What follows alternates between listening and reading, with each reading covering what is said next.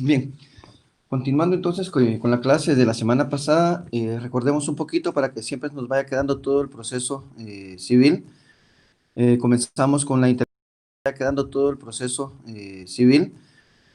Comenzamos con la interposición de la demanda, el cual pues analizamos qué era la demanda, también analizamos cuándo comenzaba realmente la litispendencia o la relación procesal o el proceso en Guatemala. Vimos algunos puntos de vista de algunos tratadistas que decían que la litispendencia comienza al momento de presentar la demanda. Otra corriente decía que no bastaba con presentarla, sino que también que se admitiera esa demanda.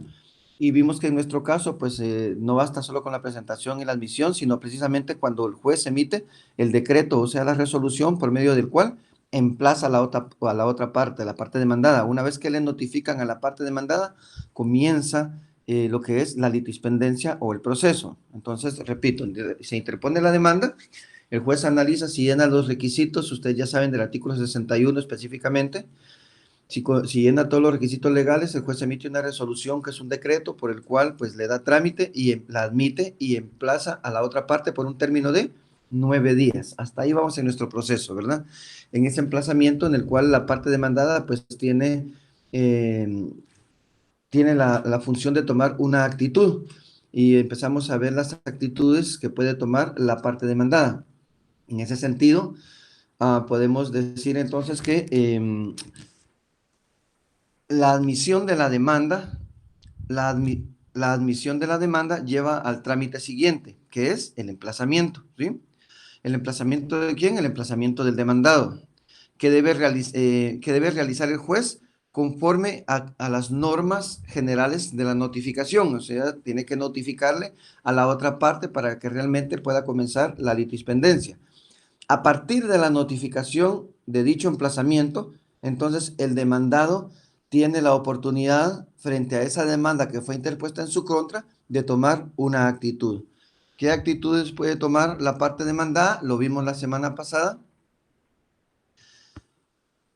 Y podemos definir esta parte en relación a las actitudes del demandado como la resistencia u oposición que puede oponer el demandado.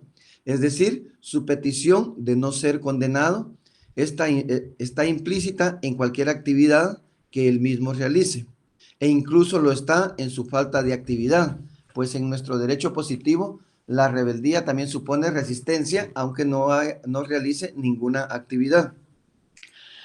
Esta clase, en la clase anterior, muchachos, entonces ya estudiamos todo lo relativo a la primera actitud que puede tomar el demandado o que puede oponer el demandado, como es, o son las excepciones previas, ¿verdad? A la cual le dedicamos toda una clase, precisamente porque era muy importante que tuviéramos claro la institución de la excepción previa. Aunque estudiamos todo lo que es en relación a la excepción, su clasificación, pero nos concentramos más en esa primera actitud que puede tomar el demandado. ¿Por qué la primera actitud? Porque vimos que dentro de los primeros 9 días, dentro de los 6 días, dentro de los 6 primeros días de los 9 días del emplazamiento, es cuando la parte demandada puede interponer las excepciones previas, que ya vimos que son excepciones previas, que lo que buscan es depurar el proceso. Aprendimos de las excepciones previas que son nominadas porque las regula la ley en el artículo 116. Vimos el trámite de las mismas, el trámite de las mismas que es de la vía de los incidentes, vimos que era un incidente, cómo se clasifica, por su naturaleza, cómo se clasificaban los incidentes de derecho y de hecho, vimos el trámite de cada uno de estos incidentes. También aprendimos que si la excepción previa es declarada con lugar, prácticamente ese proceso se termina y tienen que enmendar la ausencia de requisitos esenciales que pueda tener ese primer escrito. También aprendimos que si la declaran sin lugar, entonces el proceso continúa y si las excepciones se presentaron en el día 6, aún quedan 3 días del emplazamiento para que él pueda tomar cualquier otra actitud de las que vamos a aprender esta mañana. ¿A qué actitudes nos referimos? Nos referimos a las siguientes actitudes. ¿Cuáles son las actitudes que puede oponer el demandado frente a la demanda que fue interpuesta en su contra? Dijimos que en primer lugar, las excepciones previas. Puede interponer también la actitud pasiva llamada rebeldía. Puede interponer la actitud activa afirmativa, también llamada allanamiento, y puede tomar tres actitudes que en la doctrina se les conoce como actitudes activas negativas, como es la contestación negativa a la demanda, la interposición de excepciones perentorias y la reconvención.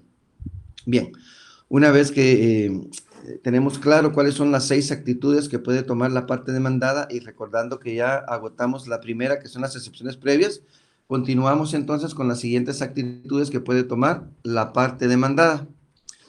Y la siguiente actitud que puede tomar la parte demandada es la que se conoce en la doctrina como actitud pasiva, que también se le denomina rebeldía. A la rebeldía también se le puede llamar contumacia. Por eso es que en algunos casos ustedes van a escuchar que hablan, lo que pasa que la parte demandada la declararon contumaz. ¿Qué es contumaz? Contumacia, pues no es más que la rebeldía, ¿verdad? Y veamos un poco sobre qué es la rebeldía.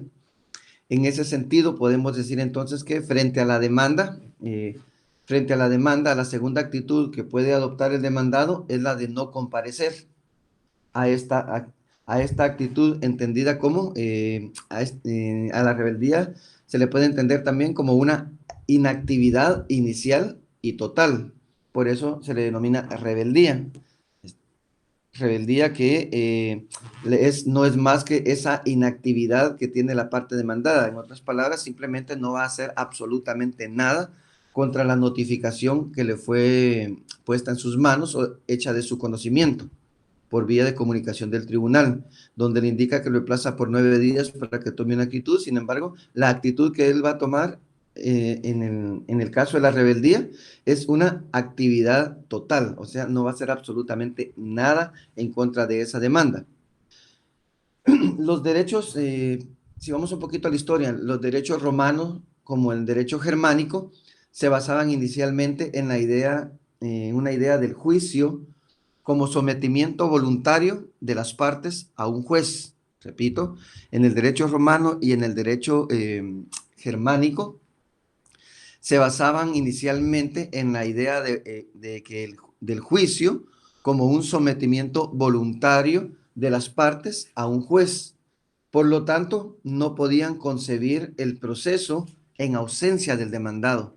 Si no estaban las dos partes, no se podía llevar a cabo un juicio. Eso es como se tomaba antes en el derecho romano y en el derecho germánico.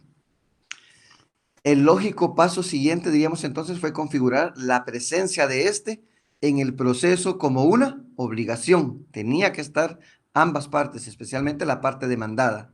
Y de ahí el establecimiento precisamente de sanciones para impulsarlo colectivamente a personarse, a que se presentara al proceso, a que tomara una actitud.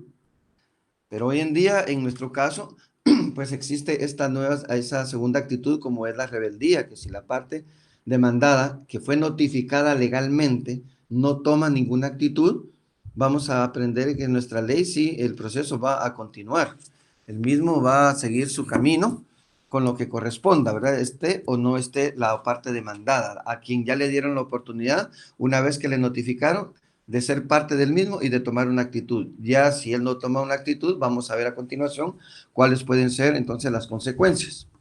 ¿Qué es la rebeldía entonces? Cuando hablamos de la rebeldía, dice que es una actitud del demandado que consiste en no comparecer a la audiencia fijada por el juez sin causa que lo justifique, manifestando así su falta de interés en el asunto.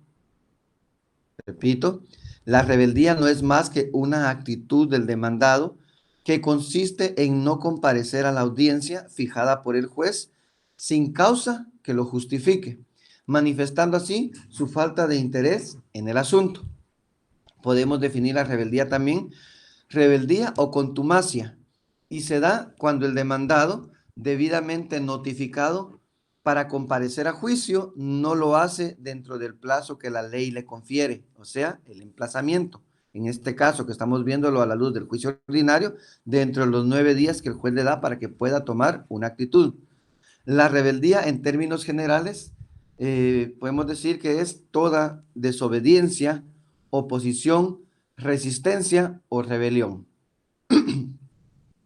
Creo que las definiciones son bien claras, ¿verdad? En el juicio ordinario se da cuando ha transcurrido el plazo de los 9 días del emplazamiento y que el demandado no comparece a juicio. Si hubiéramos, cuando veamos en el otro semestre, en el juicio sumario, pues emplazamiento son 3 días. Entonces es el transcurso de esos 3 días de emplazamiento y no toman ninguna actitud.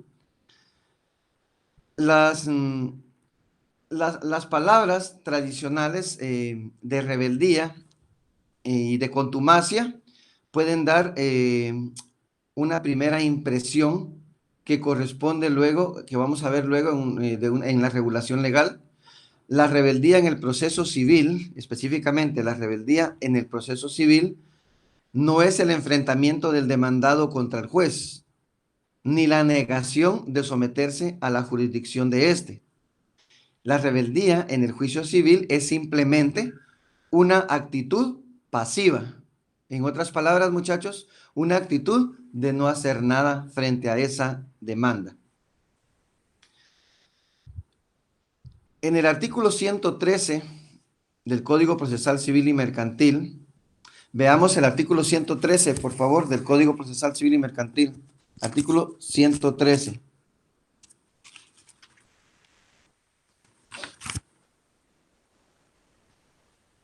Capítulo 4, sustanciación del juicio, dice, sección primera, actitud del demandado. Artículo 113, rebeldía del demandado. Si transcurrido el término del emplazamiento, o sea, los 9 días, si transcurrido el término del emplazamiento, el demandado no comparece, se tendrá por contestada la demanda en sentido negativo y se le seguirá el juicio en rebeldía. Pero lo último, lo importante, muchachos, a solicitud de parte. Tenemos que pedir, cuando somos abogados de la parte demandante y transcurren los 9 días, tenemos que estar atentos a esos 9 días. Vamos al tribunal, investigamos y averiguamos que no tomó ninguna actitud. El día 10 a las 8 de la mañana, yo estoy en el tribunal con mi memorial solicitándole al juez, señor juez, ya ha finalizado el término del emplazamiento, por lo tanto pasemos a la etapa de la probatoria, de la prueba, por lo que solicito que señale día y hora para el diligenciamiento de todos los medios de prueba que ofrecí en mi demanda. Asimismo, señor juez, tomando en cuenta que la parte demandada fue notificada legalmente y no tomó ninguna actitud, solicito se le declare rebelde. ¿Por qué hacemos tal solicitud? Porque eso le va a traer consecuencias. Esa declaración de rebeldía va a tener ciertos efectos que vamos a ver a continuación. Entonces decía, en el artículo 113 del Código Procesal Civil y Mercantil establece claramente que entonces transcurrido el término del emplazamiento, el demandado no comparece, se tendrá que, dice,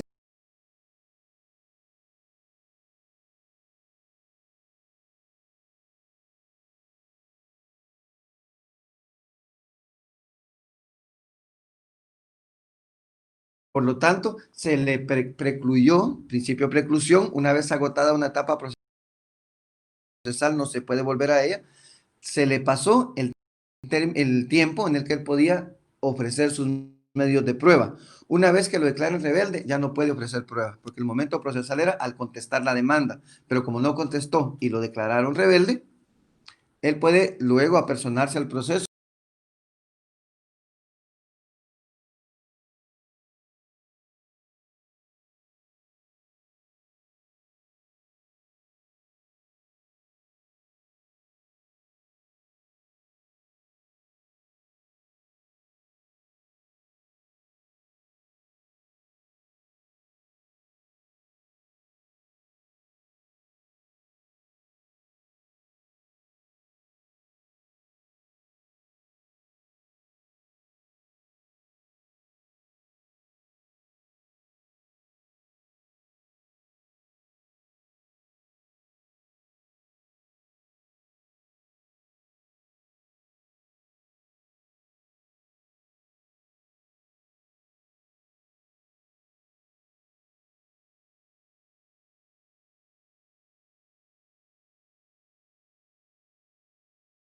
Ni la parte demandante pide absolutamente nada. El proceso sigue abierto en la etapa procesal del emplazamiento. Puede ser que a los 2 meses la parte demandada se recuerde que lo demandaron y vaya con usted y le diga, mire, abogado o abogada, fíjese que hace unos meses me notificaron esto, pero yo la verdad no hice absolutamente nada, no me importó, pero ya me preocupó porque no sé qué pasaría con eso si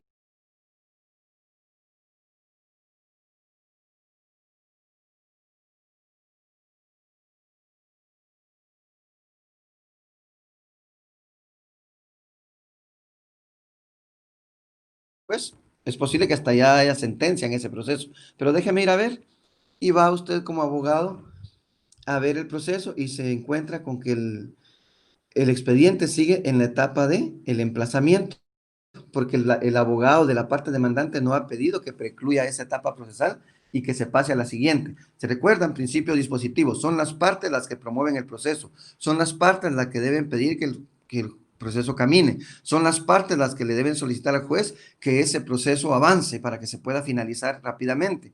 Pero si las partes no le piden, el juez no va a hacer absolutamente nada.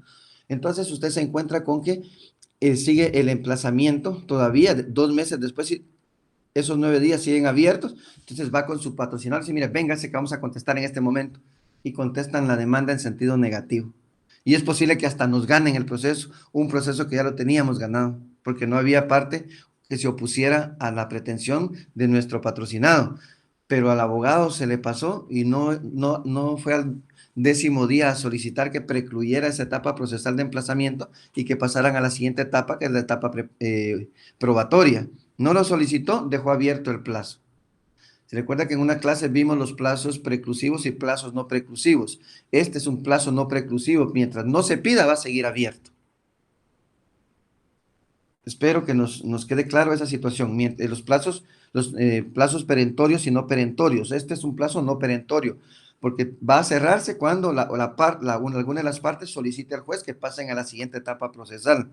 Si ninguna de los dos lo pide, va a seguir en esa etapa en la que se encuentra congelada, ¿sí? Mientras que un plazo perentorio, dijimos que ese sí no, una vez que transcurre el término, ya no se puede hacer nada. Por ejemplo, decía yo, cuando se va a interponer una apelación, la ley es clara, dice, ¿cuál es el plazo para interponer la apelación? 3 días. Pasados los 3 días, de oficio ya no se la van a recibir esa apelación, porque ese sí es un plazo preclusivo o perentorio, pero hay plazos no preclusivos o no perentorios que son como este, que si no se solicita, va a seguir abierto y va a seguir el proceso en esa etapa procesal hasta que una de las partes manifieste algo al respecto. Entonces, por eso sí, algo importante de mencionarse en la rebeldía es que esa solicitud de parte, mientras no se pida, el juez tampoco lo va a declarar rebelde. En otras palabras, muchachos, para que una persona sea declarada rebelde, no basta con la no comparecencia de la otra parte. En este caso de la rebeldía, es necesario que la parte que sí compareció a la audiencia le solicite al juez que declare la rebeldía sobre la parte que no compareció en el mismo momento de la audiencia. En el caso del juicio ordinario, que todavía estamos en un sistema inquisitivo que todo es escrito, pues es a través de memoriales. Pasado al 10.º día, yo presento mi memorial solicitándole al juez que pasemos a la siguiente etapa probatoria y que por no haber tomado una actitud la parte demandada, de acuerdo tal y como lo establece el artículo 113, se proceda a declarársele la rebeldía, o sea, que se le declare rebelde. ¿Para qué queremos que se le declare rebelde? Porque al declararlo rebelde va a tener ciertos efectos en el proceso. ¿Cuáles son los efectos de la rebeldía?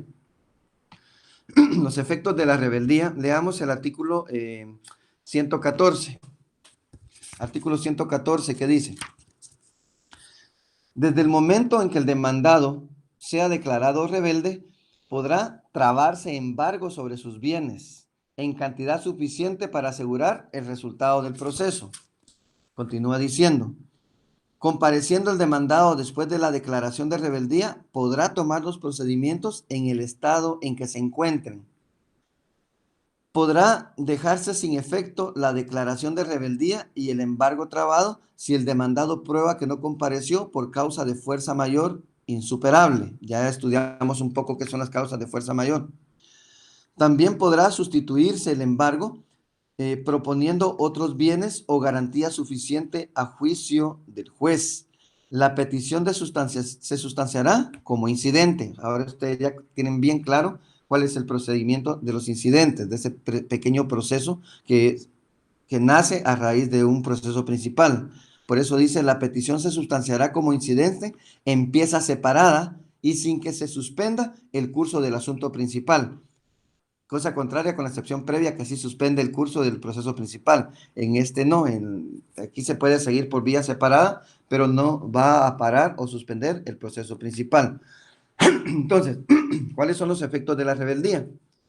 El primer efecto es que se tendrá por contestada la demanda en sentido negativo. Así es como se va a tomar, como que le hubiera contestado en sentido negativo.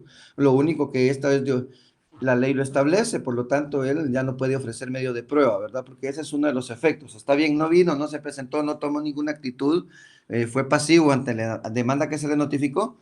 Lo vamos a tomar para no decir que se queda fuera del proceso, como que contestó en sentido negativo, ¿sí? Pero sin ofrecer medios de prueba, sin tener ninguna pretensión, etcétera.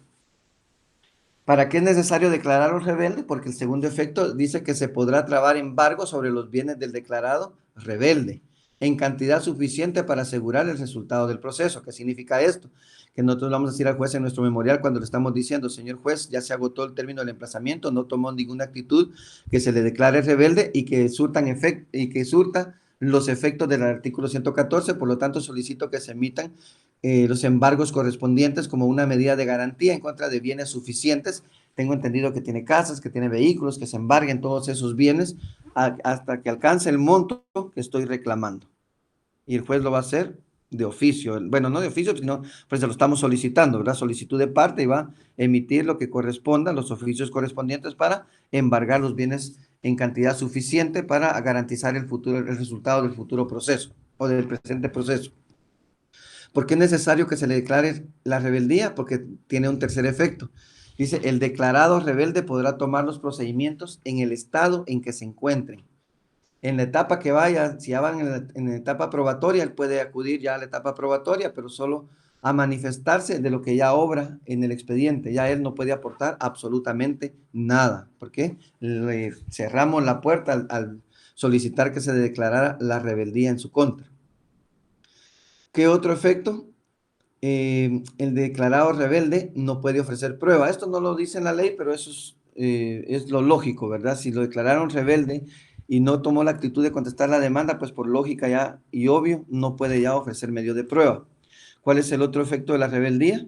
Que no puede reconvenir, ya no puede contrademandar. Tal vez él tenía elementos para contrademandar, porque resulta que la señora está tomando como el supuesto, tomando como efecto de demandarlo por la vía judicial de divorcio, la infidelidad de él. Y puede ser que él no haya sido infiel, sino que fue al revés, era ella. Y puede ser que él sí tenga pruebas, pero por declararlo rebelde ya no puede reconvenir, ya no puede contrademandar, porque se le agotó la etapa procesal correspondiente, precluyó esa etapa para él por haber sido declarado en rebeldía. Entonces, muchachos, de estos efectos de la rebeldía, podemos decir que los primeros tres tienen su fundamento legal de manera expresa en el Código Procesal Civil y Mercantil, precisamente en los artículos 113 y 114. Los últimos dos, estos son de manera lógica, ¿verdad? De manera obvia o lógica, que es lo podemos deducir, ¿verdad? Que si le declaran la rebeldía, pues obviamente ya no puede ofrecer prueba porque se le pasó el momento procesal para contestar la demanda. Y el momento procesal para ofrecer la prueba, que lo vamos a aprender cuando estemos en la etapa probatoria, pero el momento procesal para ofrecer prueba para el demandado es cuando interpone la demanda, para el demandante, cuando interpone la demanda. Para el demandado, el momento procesal para ofrecer su prueba es cuando contesta la demanda. Y eso ya se agotó al de haberse declarado la rebeldía. Entonces, en el caso de que el declarado rebelde no puede ofrecer prueba, decía entonces, esto es obvio ya que es el primer escrito en el que las partes la ofrecen. Si el demandado no hace nada frente a la demanda dentro de los 9 días de emplazamiento, posteriormente, dentro del trámite del proceso, es imposible que ya la pueda ofrecer, ya que su momento procesal oportuno ya ha precluido, principio de preclusión. Recordando el principio de preclusión, una vez que se ha agotado una etapa procesal, ya no se puede volver a ella, o como lo definimos en esta ocasión que dimos esa clase, que decíamos que la preclusión no es más que la etapa procesal que cierra la etapa anterior, haciendo imposible volver atrás o volver a ella. En el caso que el declarado rebelde no puede reconvenir, también es obvio, por eso es que lo pongo entre los efectos de la rebeldía, ya que para contrademandar es necesario que el demandado presente su memorial en el cual pues él va a indicar cuáles son las causales dentro de esos 9 días de emplazamiento. En ese sentido, entonces, si vemos también el tercer párrafo del artículo 114, podrá dejarse sin efecto la declaración de rebeldía y el embargo trabado si el demandado prueba que no compareció por causa de fuerza mayor insuperable. En este tercer párrafo del artículo 114 del Código Procesal Civil, pues es claro, ¿verdad?, de que si él presenta una excusa que para el juez lo va a considerar y considera que es oportuno y pertinente, puede dejar sin efecto tanto la declaración de la rebeldía como del embargo trabado en los bienes que se hayan sido objeto de esta medida de garantía. Pero para lo anterior debemos entender 3 instituciones importantes. ¿Qué instituciones debemos entender para este tercer párrafo? Yo las considero instituciones importantes que se parecen mucho, pero que no se deben confundir.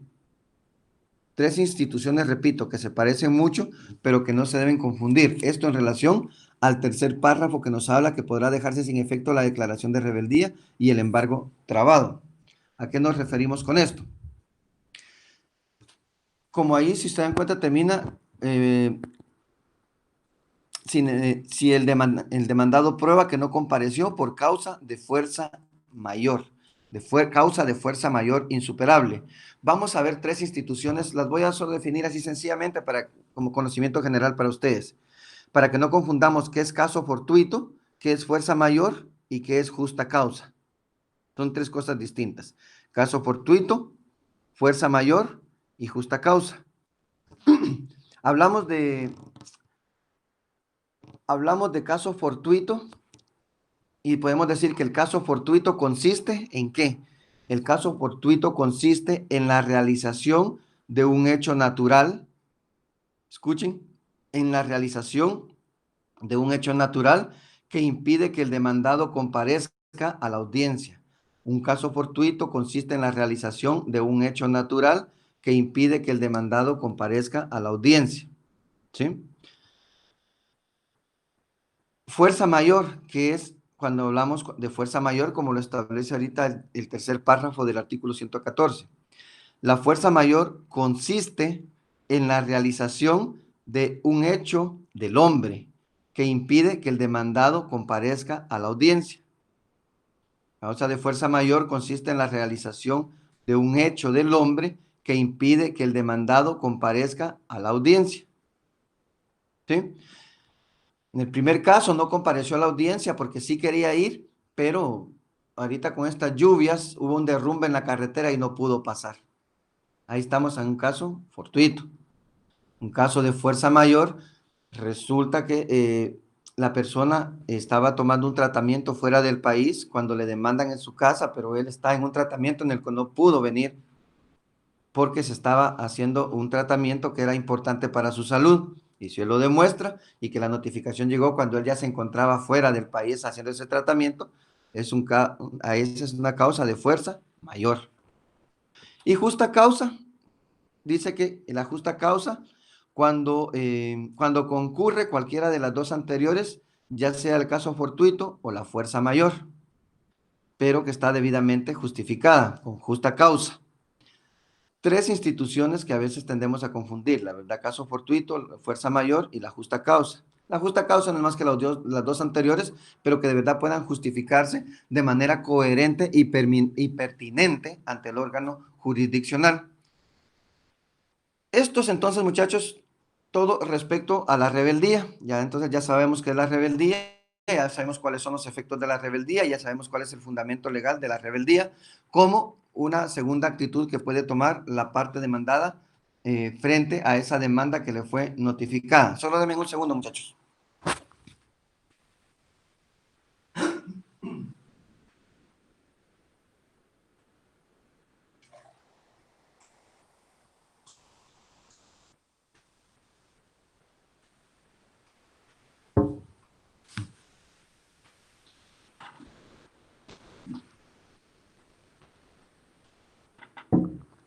Bien, continuemos. Otra actitud que puede tomar la parte demandada frente a la demanda que le fue notificada es la que conocemos como la actitud activa afirmativa, también denominada allanamiento. El allanamiento en materia de derecho civil no debemos confundirlo con el allanamiento que a veces entendemos en la materia penal. Generalmente cuando doy la clase presencial, pues empiezo con esa pregunta cuando entramos a esta actitud, ¿verdad? ¿Qué es el allanamiento?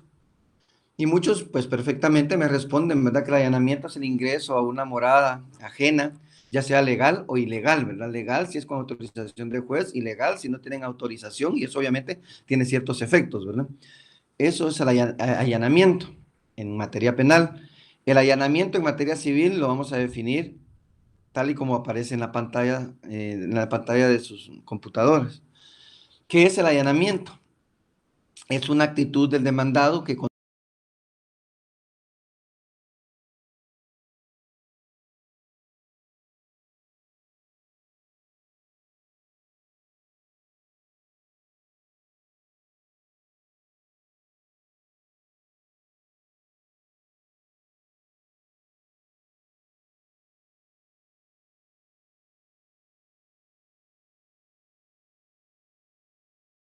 el acto de allanamiento, el juez, previa ratificación, fallará sin más trámite, tal y como lo vamos a ver en la ley, como lo establece en la ley.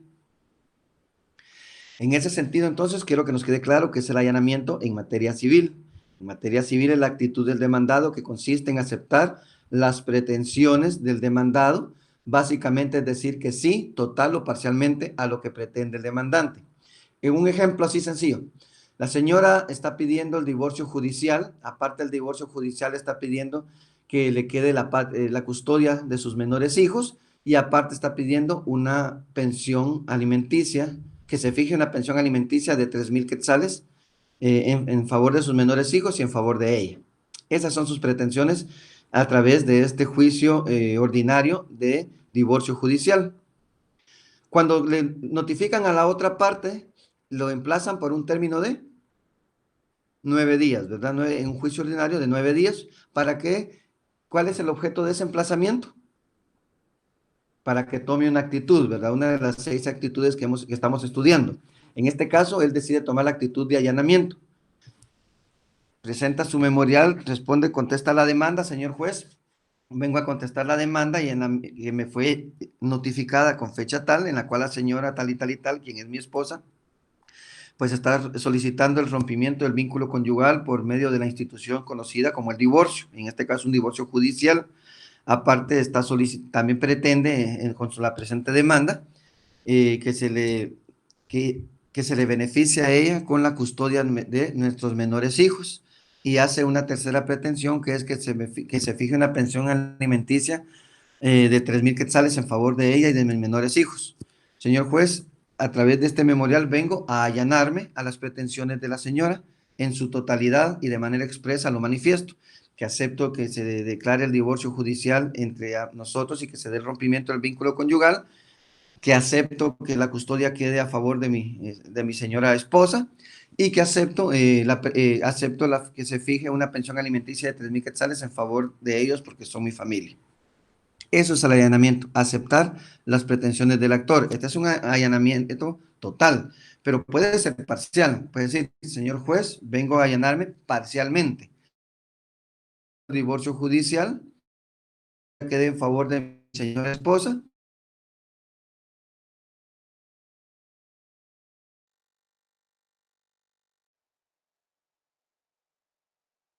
De que me allano solo en las primeras 2 pretensiones. En la tercera, que se discuta en el presente proceso, toda vez que no puedo cumplir con el pago de 3,000 quetzales mensuales, ya que mi salario pues son 4,500 quetzales y me están solicitando más del 50%, con lo cual yo no podría ya sobrevivir, ¿verdad? Entonces, damos todos los hechos y los fundamentos y razonamientos correspondientes. Entonces, ese es un allanamiento parcial, porque aceptó 2, pero no la tercera, ¿sí? Entonces, el allanamiento no es más que aceptar las pretensiones del demandante. Básicamente es decir que sí, total o parcialmente, a lo que pretende el demandante. Veamos qué dice el artículo 115, por favor. Artículo 115 de nuestro Código Procesal Civil y Mercantil. Dice, allanamiento. Si el demandado se allanare a la demanda, el juez previa ratificación fallará sin más trámite. Si el demandado se allanare a la demanda, el juez previa ratificación fallará sin más trámite. La persona va a presentar su memorial allanándose, pero el juez va a solicitar que lo manifieste, ¿verdad? Para que el juez tenga la claridad y la seguridad de que la parte demandada está claro en la actitud que está tomando. Por eso dice previa ratificación. Lo debe ratificar nuevamente la parte demandada de su aceptación a tal situación, ¿verdad? Entonces, en ese sentido, a eso nos referimos a esta segunda actitud que es el allanamiento en materia civil. También en materia, en esta actitud, se debe tener claro tres instituciones importantes que se parecen mucho, pero que tampoco deben confundirse, tal y como el anterior en el caso fortuito, caso fuerza mayor y justa causa. En este caso, en materia de allanamiento, debemos tener claro tres instituciones importantes que se parecen mucho, repito, pero que no debemos equivocarnos con ellas o no se debe confundir, no debemos confundirlas. ¿A qué me refiero? A tres instituciones que son el allanamiento, la confesión y el reconocimiento. El allanamiento, la confesión y el reconocimiento, que cualquiera a primera vista diríamos son sinónimos. Momento, son tres instituciones distintas dentro del derecho civil. ¿Qué es el allanamiento? Pues ya lo vimos, ¿verdad? En el allanamiento, en otras palabras, podemos decir que el demandado acepta lo que el demandante pretende. Eso es el allanamiento, que el demandado acepta lo que el demandante pretende. En la confesión, el demandado acepta los hechos que el demandante expone en su demanda.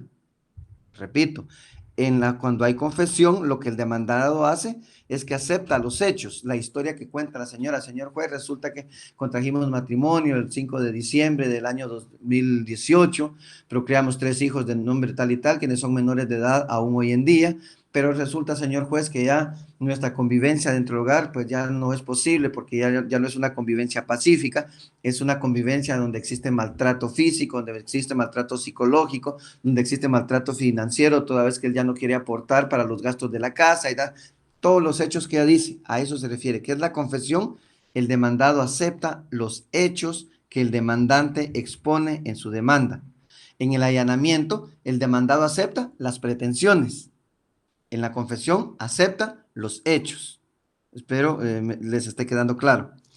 Y el reconocimiento, en el reconocimiento, el demandado acepta el derecho que tiene el demandante. En el reconocimiento, el demandado acepta el derecho que tiene el demandante. Tres instituciones entonces que no debemos confundir: el allanamiento, la confesión y el reconocimiento. En el allanamiento, el demandado acepta la pretensión. En la confesión, el demandado acepta los hechos que expone el demandante en su demanda. Y en el reconocimiento, el demandado acepta el derecho que tiene el demandante. Si tiene derecho, porque es mi esposa, pues ahí está claro con la certificación de matrimonio. Está claro también que mis hijos tienen derecho a una pensión alimenticia, pues sí, son mis hijos legalmente, están legalmente reconocidos, tal y como lo prueba, ¿verdad? Con sus certificaciones de nacimiento, etcétera. Entonces, muchachos, el allanamiento, ¿qué es? No es más que aceptar las pretensiones del demandante. Básicamente decir que sí total o parcialmente a lo que pretende el demandante y que está regulado en el artículo 115 de nuestro Código Procesal Civil y Mercantil. Una vez que se da el allanamiento, pues se da por terminado, ya solo queda pendiente la resolución del juez, ¿verdad? Que emita la resolución correspondiente con la cual pues se le pone fin al proceso. Y va a terminar no con una sentencia, sino con un auto, ¿verdad? ¿Por qué? Porque termina de forma normal el proceso.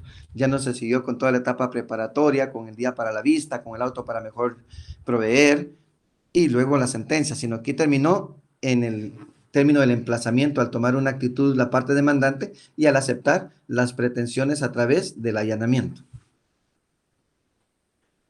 ¿Qué otra actitud puede tomar la parte demandada frente a la demanda que le ha sido notificada? La otra actitud que puede tomar es contestación negativa de la demanda. Son de las tres contestaciones negativas que dijimos que la doctrina establece, ¿verdad? Una de ellas es la contestación negativa de la demanda. ¿A qué nos referimos? Dice, el demandado comparece a juicio dentro del plazo o aún después, si no ha sido acusada, la rebeldía, negando en forma expresa los hechos y, por supuesto, la pretensión del actor. Es una actitud del demandado que consiste en el acto realizado por éste en el cual se opone a los hechos expuestos y derechos reclamados por la parte actora. ¿Se dan cuenta? Hablamos de hechos, de derechos y de pretensiones. Por eso decía anteriormente, no confundamos allanamiento con confesión y reconocimiento. Y ahora ustedes ya saben en qué consiste cada una de ellas. Repito, entonces la contestación negativa de la demanda. El demandado comparece al juicio dentro del plazo o aún después, por lo que ya les expliqué, si el abogado de la parte demandante no ha pedido que precluya esa etapa procesal, va a seguir abierta. Por eso lo defino así. El demandado comparece a juicio dentro del plazo o aún después, si no ha sido acusada la rebeldía, negando en forma expresa los hechos y, por supuesto, la pretensión del actor. Es una actitud del demandado que consiste en el acto realizado por este en el cual se opone a los hechos expuestos y derechos reclamados por la parte actora.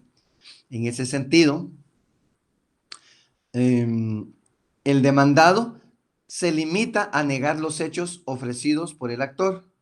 Bueno, aquí diría yo, en ese sentido, el demandado no se limita solo a negar los hechos ofrecidos por parte del actor, sino que también aporta otros nuevos en su defensa. Ella dice de que en los hechos manifiesta que el matrimonio ya no puede continuar porque hay violencia física, financiera, etcétera, hay infidelidad. Él va a hacer también su razonamiento de los hechos que él crea que corresponden. Señor juez, los hechos que le está manifestando mi señora esposa, pues no son reales, no se apegan a la realidad de por qué la causal de que nos estemos divorciando. La causal que nos estamos divorciando es precisamente que ya no hay una convivencia pacífica, porque pues ya no hay respeto ni ella hacia mi persona, ni de mi persona hacia ella. Eso hace imposible esa convivencia pacífica dentro del matrimonio.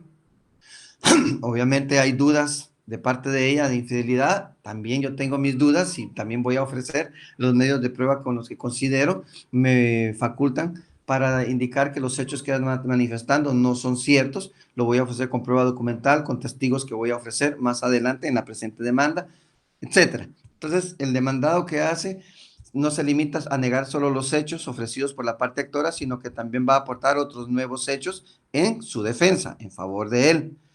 El demandado puede contestar la demanda en forma negativa, aún fuera del tiempo del emplazamiento, siempre y cuando no haya sido declarado, que dije, la rebeldía. Eso ya lo expliqué, ya no voy a ahondar más en eso.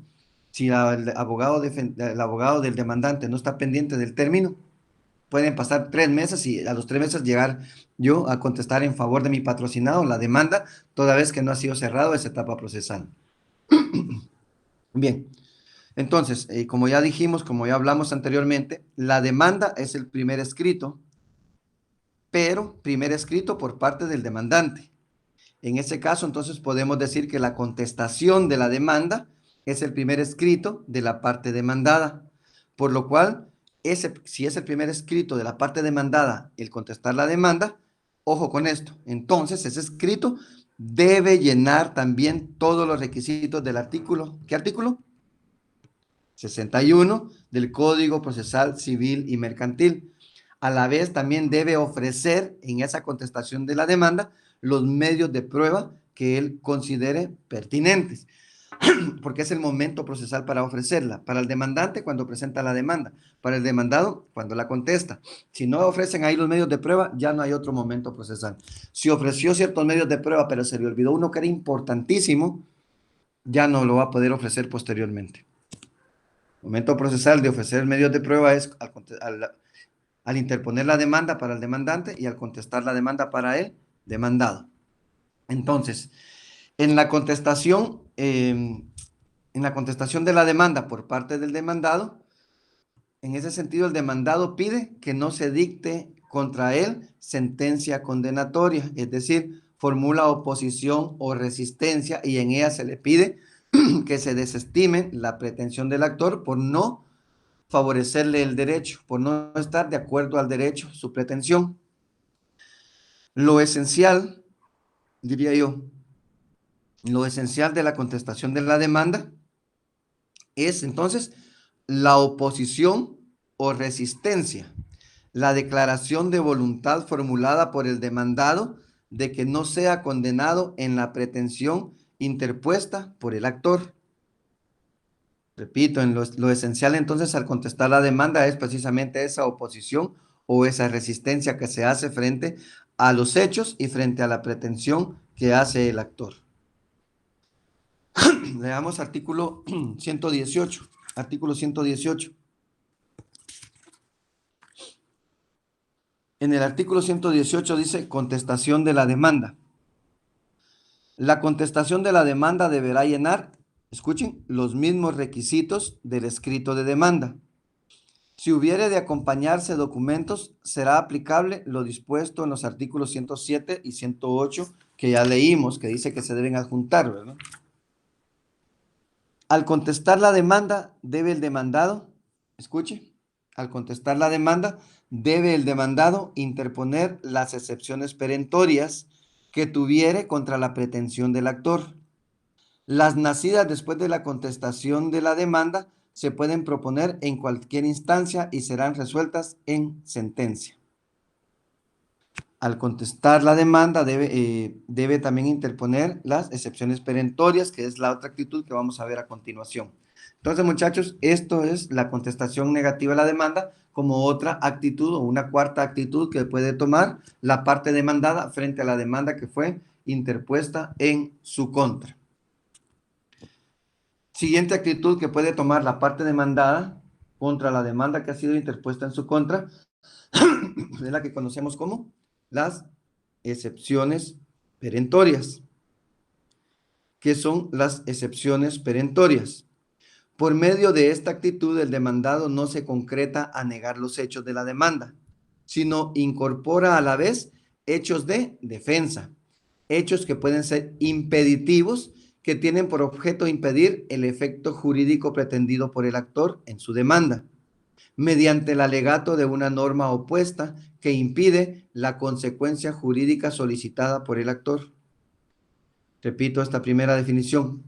Por medio de esta actitud, el demandado no se concreta a negar los hechos de la demanda, sino incorpora a la vez hechos de defensa, hechos que pueden ser impeditivos, que tienen por objeto impedir el efecto jurídico pretendido por el actor en su demanda, mediante el alegato de una norma opuesta que impide la consecuencia jurídica solicitada por el actor. También podemos definirla un poco más sencillo. La excepción perentoria son una actitud del demandado que consiste en el medio para extinguir de manera definitiva el proceso. Estas van dirigidas al fondo del asunto, atacándolo directamente y destruyendo el proceso. La excepción perentoria es una actitud del demandado que consiste en el medio para extinguir de manera definitiva el proceso. Estas van dirigidas al fondo del asunto, atacando directamente y destruyendo, ¿destruyendo qué?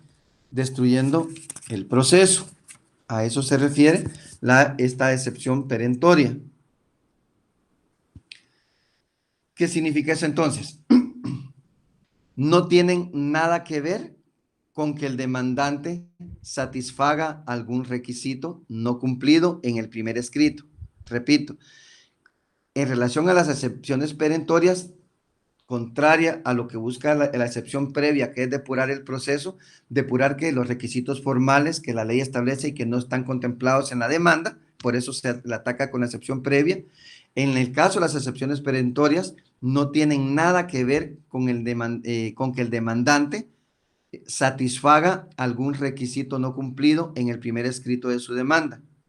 En las excepciones perentorias, el proceso queda extinguido de manera definitiva y no puede reavivar su trámite posteriormente. Porque se recuerdan, en la excepción previa también se termina el proceso, pero lo pueden iniciar nuevamente una vez que cumplan con esos requisitos, van a tener que volver a interponer, pero ya se perdió el factor sorpresa. Con la excepción perentoria, esta ataca al fondo del asunto. Esta, una vez, si la declara con lugar el juez, ya no pueden volver a enmendarla e iniciar de nuevo el proceso como la previa, porque allá son requisitos formales. Entonces, en los requisitos formales, los enmiendan y pueden volver a interponer su demanda nuevamente. Comienza nuevamente todo el proceso. Se terminó el que iniciaron por ausencia de requisitos formales, pero lo pueden iniciar nuevamente. Con las excepciones perentorias, si la declaran con lugar, se termina definitivamente y no puede volverse a iniciar un proceso. Por eso, porque está atacando el fondo del asunto y si el juez lo considera que es válido, quiere decir que entonces no tiene el derecho quien presentó la demanda. En ese sentido, entonces, veamos, por ejemplo, que la pretensión sea el cumplimiento de un contrato del cual el demandado alega su nulidad. El demandado no niega la pretensión, pero sí una causa que impide el cumplimiento, como es la nulidad del contrato, porque ese contrato es nulo, señor juez. Interpongo la excepción previa de contrato nulo. ¿Sí? Por eso dije, las excepciones previas son nominadas porque están establecidas en la ley. Las excepciones perentorias nosotros le ponemos nombre, son innominadas. En este caso, me están demandando por el incumplimiento de un contrato. Señor juez, vengo a contestar en sentido negativo, pero también interpongo la excepción perentoria de contrato nulo y lo demuestro con la siguiente resolución de un juicio que llevé por nulidad de ese contrato y en la cual ya existe una sentencia del juez que declaró nulo ese contrato. Lo están tratando de sorprender, honorable juzgador, toda vez que están demandando con un contrato que ya fue declarado nulo por un tribunal anterior, en otro tribunal y en otra instancia. El juez va a analizar eso y si para el juez eso es válido y pertinente, va a dar por finalizado. Cuando emita la sentencia, le va a dar valor a esa excepción perentoria, porque ese es, perdón, yo al inicio les dije de que esta se resolvía de una manera y le ponía fin al proceso de forma normal. No, no es cierto. La excepción perentoria se resuelve en sentencia. Después voy a hablar de las mixtas, que es la que se interpone como previa, pero que es una excepción previa, pero que se interpone como perentoria, pero se resuelve en los incidentes, pero eso lo voy a hablar después. La excepción perentoria la va a resolver el juez en sentencia. Va a emitir la resolución del proceso normal y va a emitir la resolución en cuanto a la excepción perentoria. Y si él, al analizar, observa de que la excepción perentoria que interpusieron por ese contrato y si hay una sentencia donde un juez declaró nulo ese contrato, le va a dar valor probatorio a esa excepción perentoria y va a favorecer a la parte que lo interpuso declarando sin lugar la demanda interpuesta, toda vez que por la excepción perentoria se demuestra de que sí, no le asistía el derecho para demandar. Otro ejemplo de la excepción perentoria. Una mujer demanda a su esposo por pensiones alimenticias atrasadas. En este caso, su esposo, al contestar la demanda, interpone la excepción perentoria de pago y acreditando su derecho con las constancias mensuales de depósito bancario en la que consta que él está al día con el pago. En este caso, entonces, el primer escrito de demanda pudo haber sido o pudo haber ido perfectamente redactado con todos los requisitos que el artículo 61 establece, satisfaciendo cada uno de ellos. Pero en este caso, la excepción perentoria va dirigida al fondo del asunto. Ataca directamente la pretensión de la parte actora, extinguiendo de manera definitiva el proceso. Pueden ser hechos extintivos. ¿Por qué de manera definitiva? Porque ya no puede iniciar como la excepción previa, porque aquí el juez declara con lugar y que si él está al día, no tiene derecho para demandarlo, ¿verdad? Entonces, que ahí fue una demanda frívola, ¿verdad? Una demanda de mala fe, toda vez que ella sabía que él ha cumplido con los pagos mensualmente.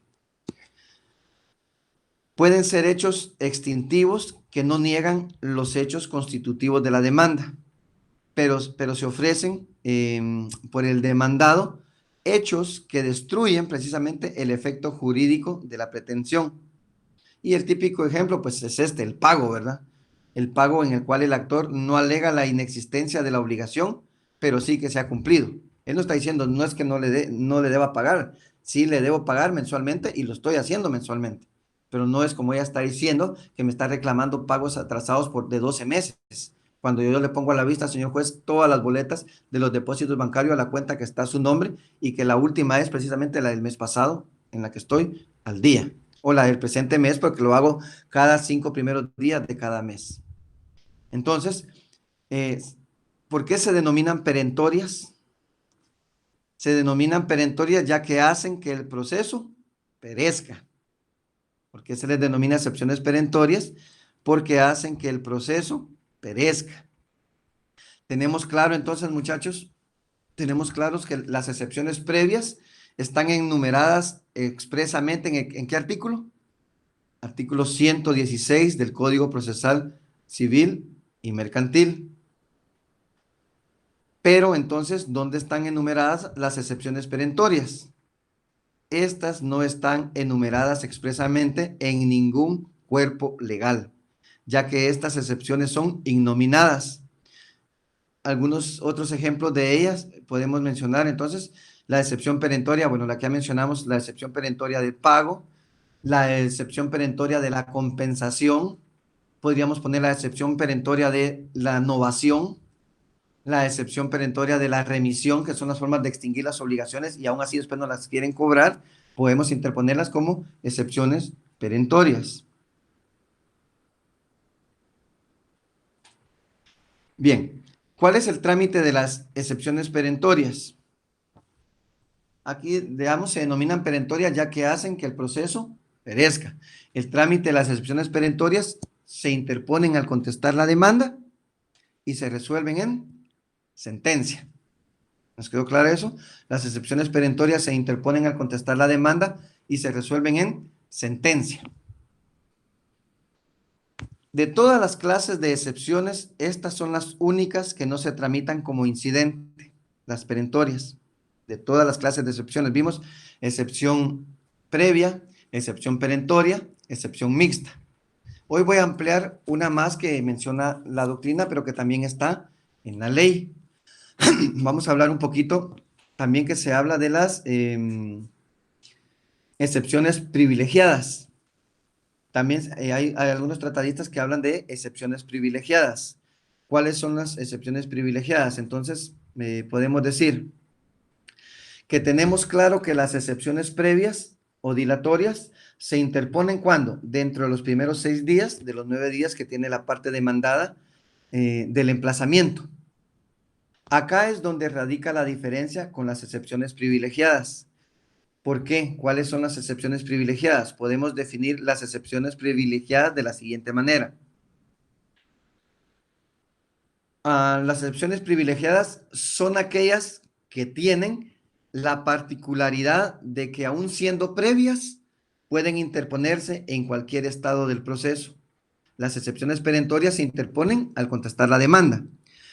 Las excepciones privilegiadas dice que son aquellas que tienen la particularidad de que aun siendo excepciones previas, pueden interponerse en cualquier estado del proceso. A estas se les denomina excepciones privilegiadas. Entonces, ¿cuáles son esas excepciones privilegiadas? Estas excepciones privilegiadas sí están reguladas expresamente en nuestro Código Procesal Civil y Mercantil. Veamos el artículo 120, por favor. ¿Qué dice el artículo 120? Interposición de excepciones previas. En ese sentido nos dice, de entre los 6 días de emplazado podrá el demandado hacer valer las excepciones previas, las del 116, pero dice, sin embargo, en cualquier estado del proceso podrá oponer las de litispendencia, que también ya las vimos, las de falta de capacidad legal, la falta de personalidad, la falta de personería, la cosa juzgada, la transacción, la caducidad y la prescripción. A estas últimas que menciona este segundo en medio de este párrafo son a las que se les conoce como excepciones privilegiadas. ¿A cuáles nos referimos? A las que acabamos de leer: la litispendencia, falta de capacidad legal, falta de personalidad, falta de personería, falta de la de cosa juzgada, etcétera, ¿verdad? ¿Y cuál es el trámite de esta? Dice que aún siendo previas tienen la particularidad y pueden interponerse en cualquier estado del proceso. A esas de segunda parte son las que la doctrina les denomina excepciones privilegiadas. Por eso, si ustedes escuchan en algún momento, pero bien, también hay excepciones privilegiadas, se refiere a estas, ¿sí? La doctrina las denomina así y son las que están establecidas en el artículo 120 y que se pueden interponer en cualquier estado del proceso. Las perentorias se interponen al contestar la demanda. Las excepciones previas se interponen dentro de los primeros 6 días del emplazamiento. Espero nos estén quedando claras cada una. Excepciones previas, excepciones perentorias, excepciones privilegiadas.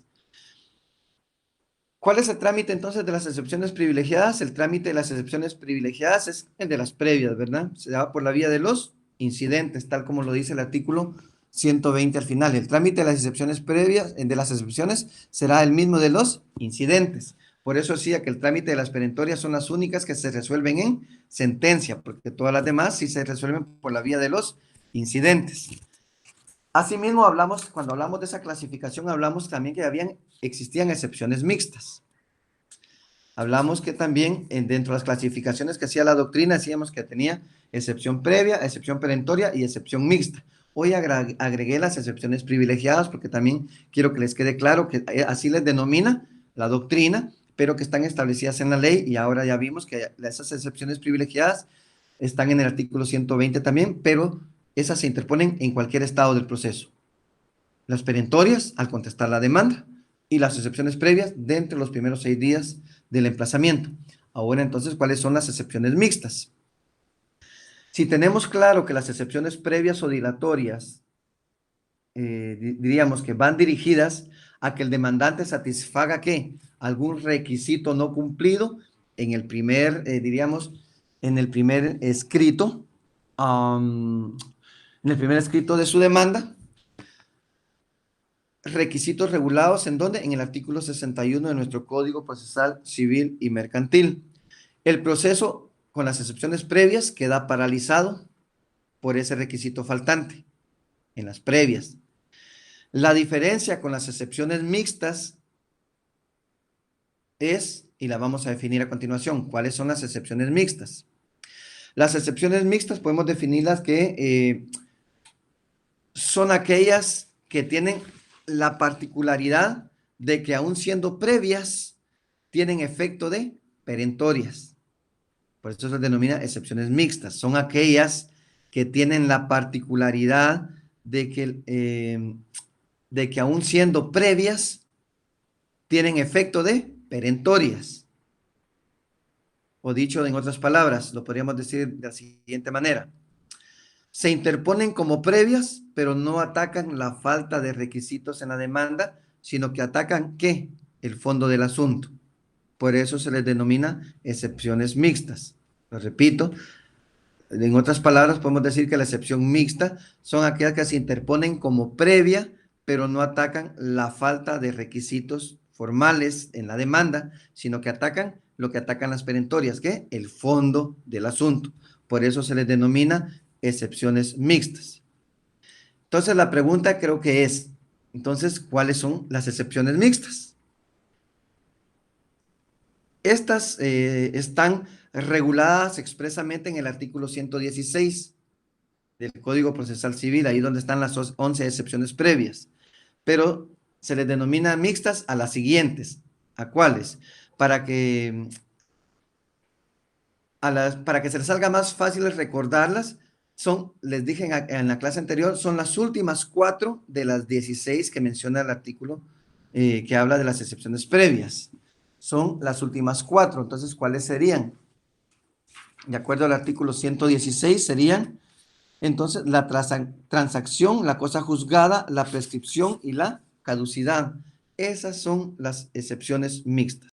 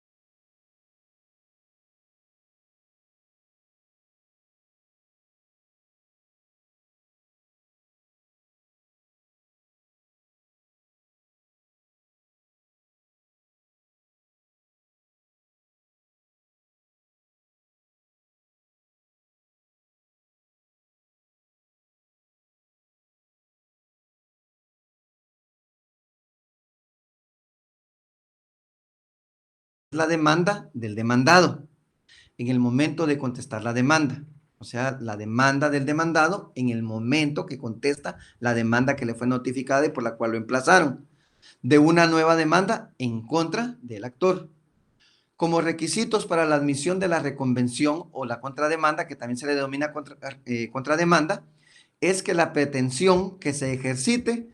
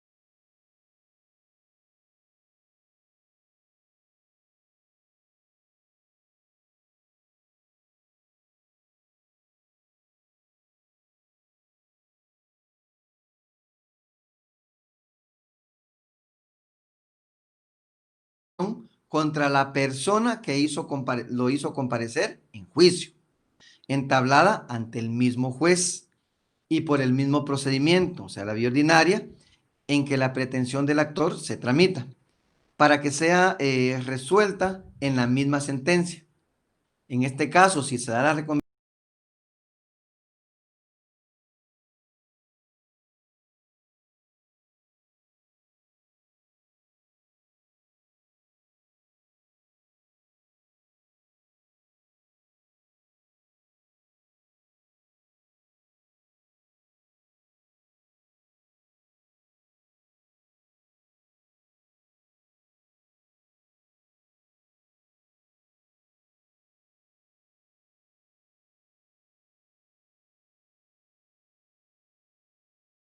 cuando emita la sentencia el juez, tendrá que contener dos pronunciamientos.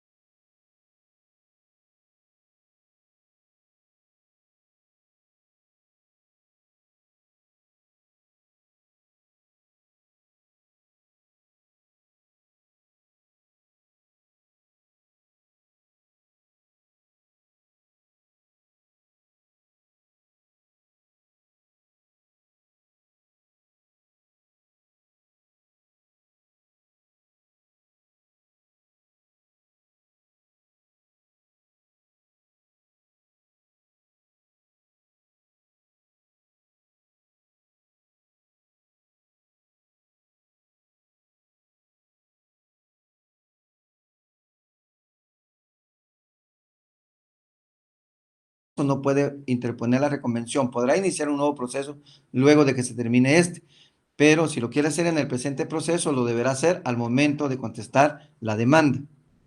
¿Qué otro requisito es necesario para que se dé la reconvención? El contenido. ¿A qué se refiere el contenido? Y cuando hablamos del contenido, sus requisitos de contenido han de ser los mismos que los de la demanda, los enumerados.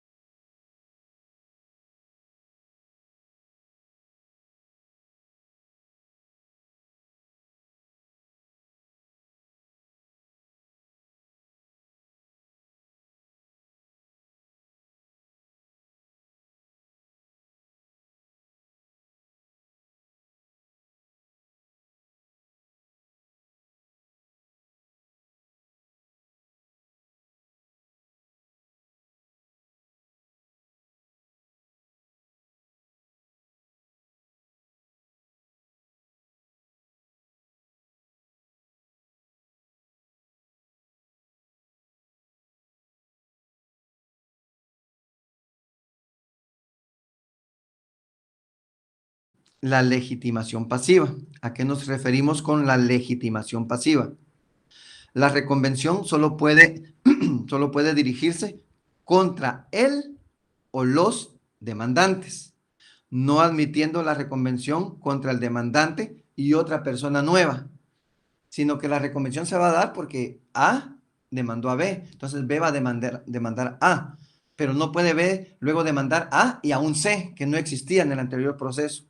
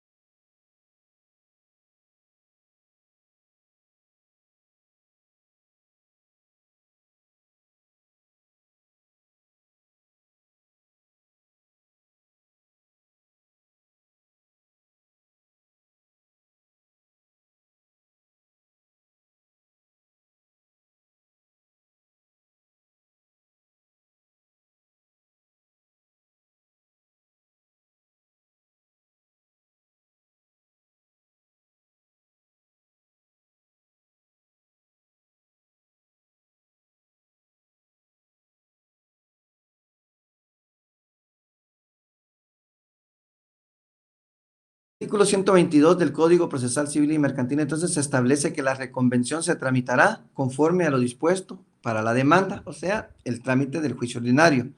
Si es en un juicio sumario, pues el trámite del juicio sumario. Si es un juicio oral, pues el trámite del juicio oral, que son los 3 juicios de conocimiento que regula nuestro Código Procesal Civil y Mercantil. Pero a ese respecto, del artículo 122, que dice que la convención se tramitará conforme a lo dispuesto para la demanda, entonces debemos tomar en cuenta, primero, que debe controlar que la reconvención se cumplan todos los requisitos propios de la demanda, con el efecto del artículo 110, que si no se cumple la van a rechazar, y del 109 también, del 109 de nuestro Código Procesal Civil, omisión de requisitos, perdón, que la demanda debe cumplir con los requisitos del 61, tomando en cuenta también el 109, que si no cumple, de oficio el juez debería de repelerla.